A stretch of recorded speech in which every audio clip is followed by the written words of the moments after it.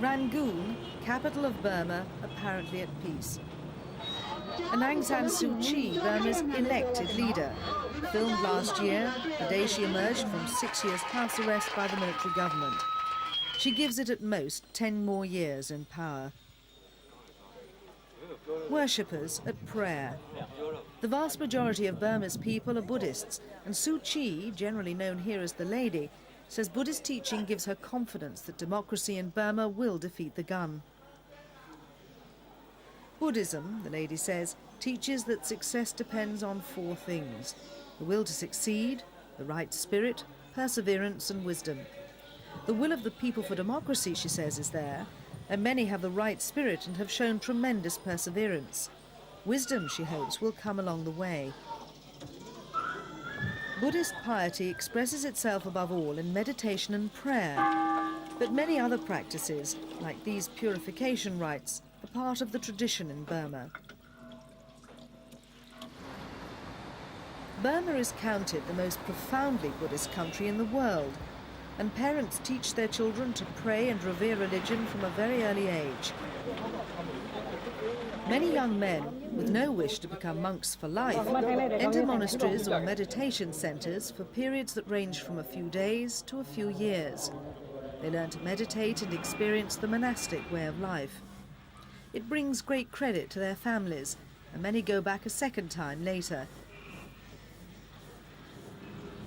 The emphasis in meditation is on using the simplest of human activities, like walking and breathing, to develop awareness. Generally, the Buddhism practiced in Burma is Theravada, considered the purest form as taught by the Buddha. Women, too, can embrace the professed life as nuns. They take more than 300 vows. But the status of a Buddhist nun is far below that of a professed monk. A monk takes over 200 vows, besides the basic rules all Buddhists keep. They learn about these as children, often helping with chores in the monasteries. At all ages, they go out onto the streets every morning begging for their food.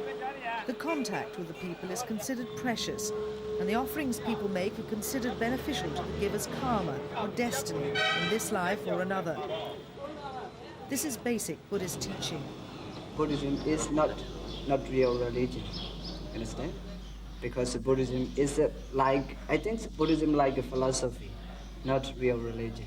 Because what I find in the dictionary, the religion, it means belief in creator, controller, ruler of the universe. But Buddhism, they don't believe this way. They believe they do good action, they get good result. They do bad action, they get bad result. This is also the basic teaching of the Buddha. I learned Christianity. Jesus founded his teachings based on love.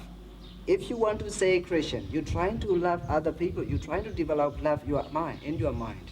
You don't have love, you are not real Christian.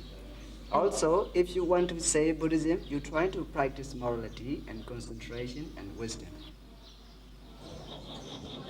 Monks in Burma's biggest monastery, the Maha Gandahyon, line up to be given their share of food. There are 1,500 monks, and keeping and feeding them all is expensive.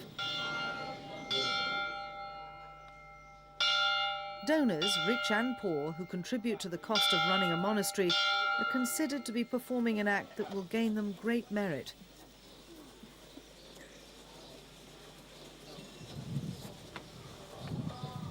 To be a professed monk in Burma is to lead the most respected of all ways of life. But the preparation is long, at least 10 years.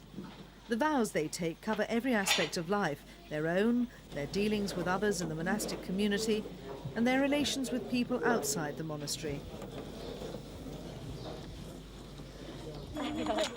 For professed nuns, the same basic disciplines and rules of life apply. Central to their day, too, is the practice of prayer and meditation, and they, like the monks, must go out every day and beg for their food, totally dependent for their subsistence upon the generosity of donors.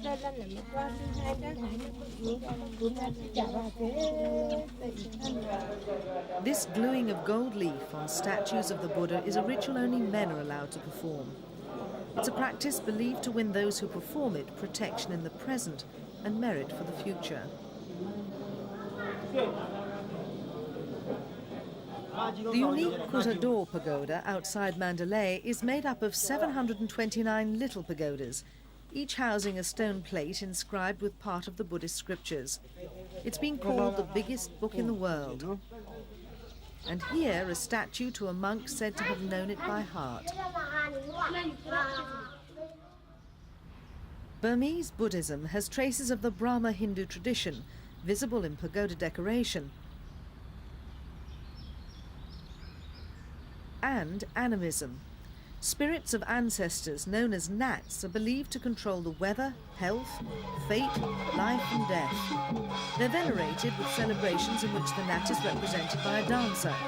In a trance and to the accompaniment of traditional music, he's fed special food and drink and given cigarettes to smoke. Nat worship existed in Burma before Buddhism and remains popular, unexpectedly embroidering Burma's otherwise conservative brand of Buddhism. The restoration of temples is closer to the authentic tradition.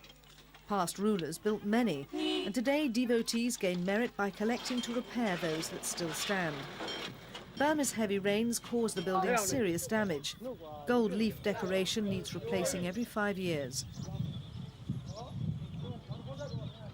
To lengthen life, people buy a bird's freedom.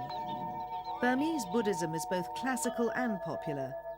The ruling military have tried to incorporate its laws in their policies, but so far without creating Buddhist harmony.